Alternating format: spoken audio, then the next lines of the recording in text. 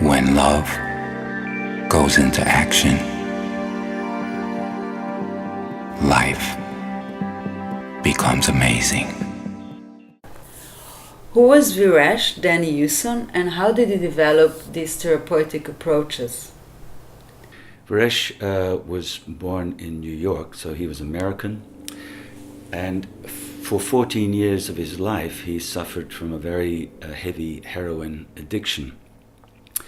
And he not only rehabilitated himself, but in the process of rehabilitation, he was trained as an addiction specialist.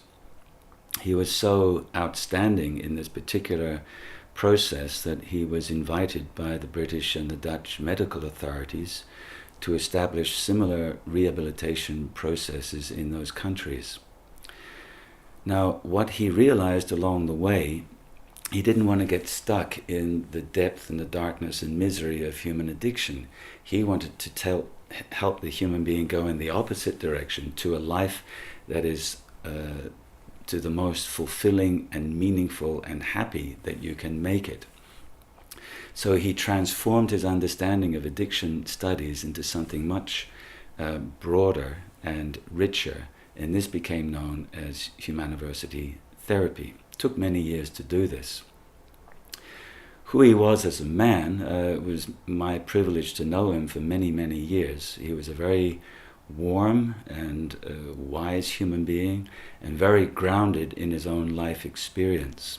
And one thing I appreciated about him was that he was able to identify in situations what works and what is just talk or what's theory.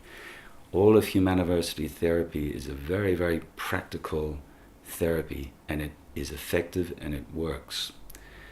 As a person, he was a very beautiful man, very compassionate, an artist, a creator, a builder, an architect, and he inspired people. Most of all, he was a great friend. He brought people together, and when people came together, when he was around, something important and magical always happened. Veeresh was a great man.